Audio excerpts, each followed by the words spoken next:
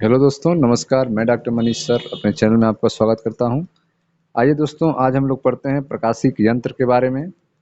प्रकाशिक यंत्र होता क्या है, फिर हम लोग सरल सूक्ष्मदर्शी के बारे में पढ़ेंगे। ठीक है, तो आइए पहले स्टार्ट करते हैं प्रकाशिक यंत्र के बारे में। दर्पणों, लेंसों तथा प्रिज्मों के परावर्ती तथा अपवर्ती गुणों का उपयोग करके, ठीक है, जो आप दर्पण पढ़े हैं, लेंस पढ़े हैं, प्रिज्म पढ़े हैं, उनके परावर्ती और अपवर्ती गुणों का उपयोग करके अनेक प्रकाशिक युक्तियां एवं यंत्र डिजाइन किए गए हैं। अनेक प्रकाशिक युक्तियां और यंत्र डिजाइन किए गए हैं, जिसमें दर्पण, लेंस, प्रिज्म के परावर्ती और अपवर्ती गुण का उपयोग किया गया है। परिदर्शी, बहुमूर्तिदर्शी, द्विनेत्री, दूरदर्शक, सूक्ष्मदर्शी कुछ ऐसे ही प्रकाशिक युक्तियां और यंत्रों के उदाहरण हैं जिन्हें हम सामान्य रूप से उपयोग में लाते हैं। ठीक है, तो आप देख रहे हैं कि दर्पणों, लेंसों तथा प्रिज्मों के परावर्ती अपवर्ती गुणों का उपयोग करके अनेक प्रकाशिक युक्तियां और यंत्र डिजाइन किए गए हैं। परिदर्शी, बहुमूर्तिदर्शी, द्विनेत्री, दूरदर्शक, सूक्ष्मदर्शी कुछ जो हैं ऐसे प्रकाशिक युक्तियां हैं तथा यंत्र हैं जिनका उदाहरण है, जिन्हें हम सामान्य रूप से उपयोग में लाते हैं। वास्तव में हमारे नेत्र सबसे महत्वपूर्ण प्रकाशिक युक्तियों में से एक है, जिनसे प्रकृति ने हमें संपन्न किया है। ठीक है, तो वास्तव में अगर देखा जाए तो हमारी आंखें जो हैं, हमारे नेत्र जो हैं, वह सबसे महत्वपूर्ण प्रकाशिक युक्तियां हैं जिसे प्रकृति ने हमें दिया है। नेत्र के बारे में आप कक्षा 10 में पढ़ चुके हैं।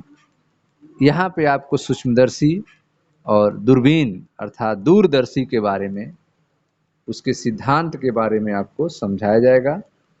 ठीक है स्टूडेंट्स, तो आइए स्टार्ट करते हैं पहला सूक्ष्मदर्शी के बारे में।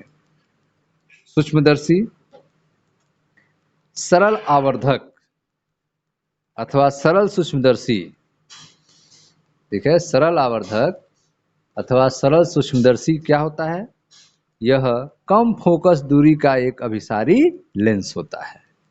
सरल आवर्धक अथवा सरल सूक्ष्मदर्शी कम फोकस दूरी का एक अभिसारी लेंस होता है। देखिए ध्यान से फिगर, यह आपका सरल सूक्ष्मदर्शी है जिसमें कम फोकस दूरी का, देखें यहाँ पे, यह कम फोकस दूरी का एक अभिसारी लेंस लगा हुआ है, उत्तल लेंस लगा हुआ है। इसके सामने यह एक वस्तु है जो, ठीक है, u दूरी पर, इस अविदृश्यक लेंस से u दूरी पर एक वस्तु है, ठीक है, जो इसके नजदीक है। निकट बिंदु पर संकेंद्रित नेत्र है, यहां से नेत्र से इसको देखा जा रहा है।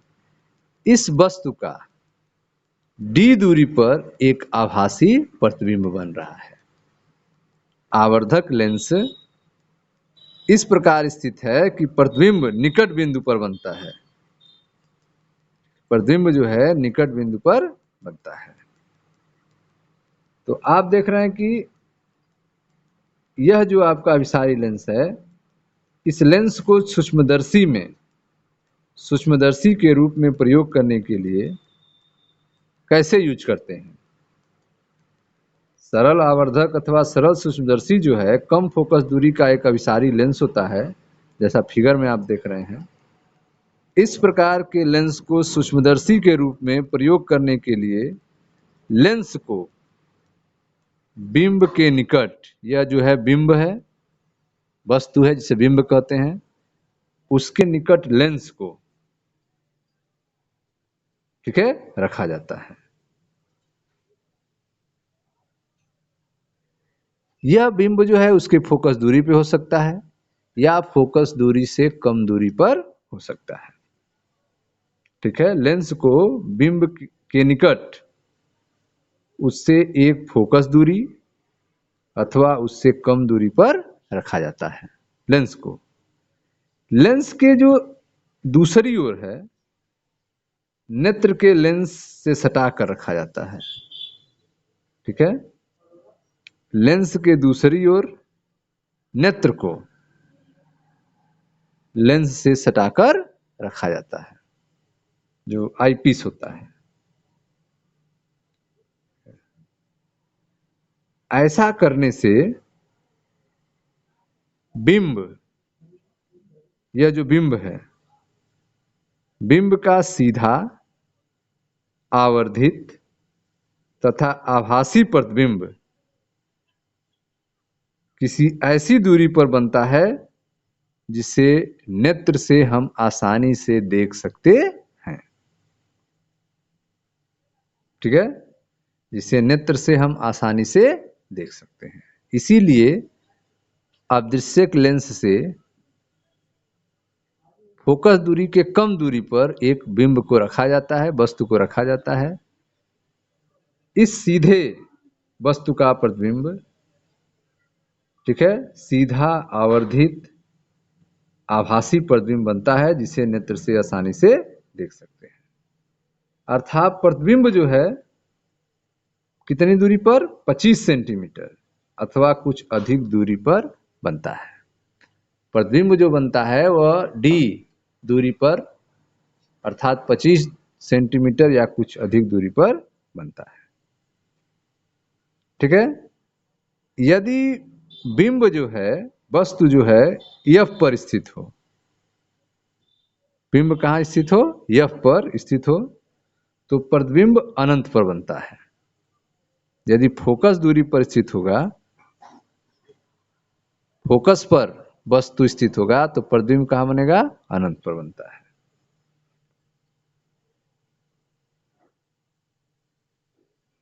प्रतिबिंब आभासी और अनंत की तुलना में कम दूरी पर बनता है।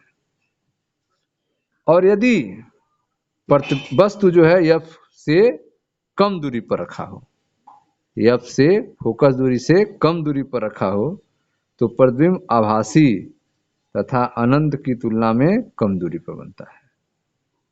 ठीक है, देखने के लिए निकटतम आरामदेह दूरी जो होती है वह 25 सेंटीमीटर होती है, परंतु इससे नेत्र में कुछ तनाव पड़ता है, इसलिए प्रायः अनंत पर बना प्रतिबिंब शिथिल नेत्रों द्वारा देखना उचित माना जाता है। ठीक है, यहां जो है पहला चित्र, दूसरा चित्र और तीसरा चित्र तीनों को दिखाया गया है। दूसरे चित्र में आप देख रहे हैं कि बिंब द्वारा, बिंब जो है आंतरिक कोण निकट बिंदु पर आंतरिक कोण के समान है। बिंब के द्वारा जो आंतरिक कोण है वह निकट बिंदु पे आंतरिक कोण के समान है। सी वाले में देखें, बिंब जो है लेंस के फोकस बिंदु पर है। बिंब जो है कहाँ है, लेंस के फोकस बिंदु है। प्रतिबिंब जो है बहुत दूर बनेगा लेकिन अनंत के पास है। प्रतिबिंब कहाँ बनेगा, बहुत दूर बनेगा लेकिन अनंत के पास होगा। अनंत पर संकेंद्रित नेत्र। और यह पहला वाला क्या था, निकट बिंदु पर संकेंद्रित नेत्र। तो आपने देखा कि जो सूक्ष्मदर्शी है, सरल आवर्धक अथवा सरल सूक्ष्मदर्शी कम फोकस दूरी का एक अभिसारी लेंस होता है। सरल आवर्धक या सरल सूक्ष्मदर्शी जो है वह कम फोकस दूरी का एक अभिसारी लेंस होता है। इस प्रकार के लेंस को सूक्ष्मदर्शी के रूप में प्रयोग करने के लिए लेंस को बिंब के निकट उससे एक फोकस दूरी अथवा उससे कम दूरी पर रखा जाता है तथा लेंस के दूसरी ओर नेत्र को लेंस से सटाकर रखा जाता है। ठीक है, ऐसा करने का क्या फायदा है, ऐसा करने का लक्ष्य यह है कि बिंब का सीधा, आवर्धित, और आभासी प्रतिबिंब किसी ऐसी दूरी पर बने कि नेत्र उसे सरलतापूर्वक देख सके। अर्थात प्रतिबिंब 25 सेंटीमीटर या कुछ अधिक दूरी पर बनना चाहिए। ठीक, यदि वस्तु F, बिंब F पर स्थित है तो उसका प्रतिबिंब अनंत पर बनता है। जैसे सी वाले फिगर में यह F पर स्थित है तो प्रतिबिंब कहाँ बनेगा? अनंत पर बनेगा। ठीक है, यदि बिंब F से कम दूरी पर रखा हो तो प्रतिबिंब आभासी तथा अनंत की तुलना में कम दूरी पर बनता है। यद्यपि देखने के लिए निकटतम आरामदेह दूरी निकट बिंदु दूरी 25 सेंटीमीटर पर होती है, परंतु इससे नेत्रों में कुछ तनाव पड़ता है, इसलिए प्रायः अनंत पर बना प्रतिबिंब शिथिल नेत्रों द्वारा देखने के लिए उचित माना गया है। यहाँ पर दोनों स्थितियां दर्शाई गई हैं, चित्र ए में तथा दूसरा चित्र बी और सी में। ठीक है, दोनों स्थिति दिखाई गई है। पहला है निकट बिंदु पर संकेंद्रित नेत्र और यह है आपका अनंत पर संकेंद्रित नेत्र। यहाँ पे ऊंचाई h है बिंब की और यह दूरी जो है नेत्र से d है, कोण जो बन रहा है थीटा 0 है। तो सरल सूक्ष्मदर्शी द्वारा निकट बिंदु D, सरल सूक्ष्मदर्शी द्वारा निकट बिंदु D पर बने प्रतिबिंब के लिए रेखीय आवर्धन m, सरल सूक्ष्मदर्शी द्वारा निकट बिंदु D पर बने प्रतिबिंब के लिए रेखीय आवर्धन m बराबर होगा v बाई u या v इन ब्रैकेट में 1/v माइनस 1/f या 1 माइनस v बाई f। ठीक है, तो सरल सूक्ष्मदर्शी द्वारा निकट बिंदु D पर बने प्रतिबिंब के लिए रेखीय आवर्धन m का मान होगा m बराबर v बाई u या m बराबर v 1/v माइनस 1/f या m बराबर 1 माइनस v/f होता है। ठीक है, अब जो है चिन्ह परिपाटी के अनुसार v ऋणात्मक है तथा परिमाण D में बराबर है। जो v ऋणात्मक है और परिमाण में किसके बराबर है? D के बराबर है, इसलिए आवर्धन m बराबर 1 प्लस डी बाई एफ हो जाएगा। m बराबर 1 प्लस डी बाई एफ हो जाएगा।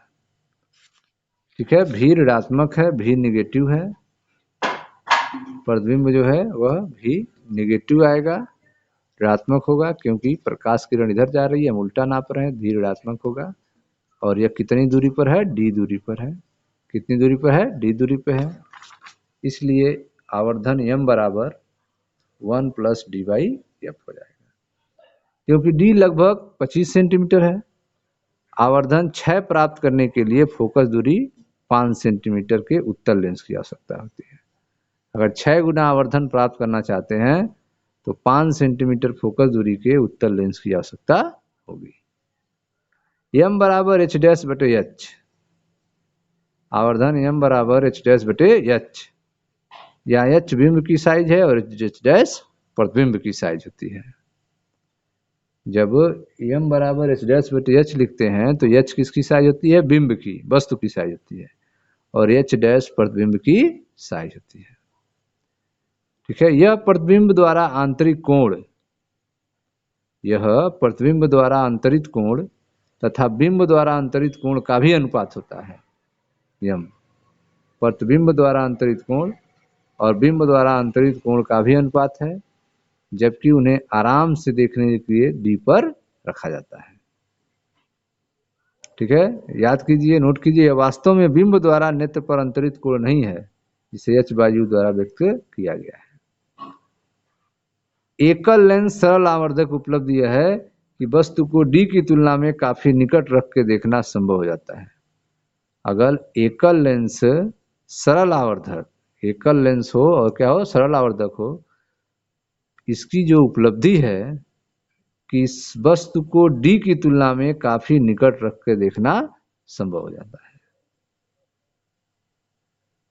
अब जब प्रतिबिंब अनंत पर बनता है तो हमें आवर्धन ज्ञात करेंगे। जब प्रतिबिंब अनंत पर बनता है तो आवर्धन ज्ञात किया जाएगा। इस स्थिति में हमें कोणीय आवर्धन का परिकलन करना होगा। तो जब अनंत पर बनेगा प्रतिबिंब तो आवर्धन हमें कोणीय आवर्धन की गणना करनी होगी। कोणीय आवर्धन ज्ञात कीजिए। मान लीजिए कि बिंब की ऊंचाई h है।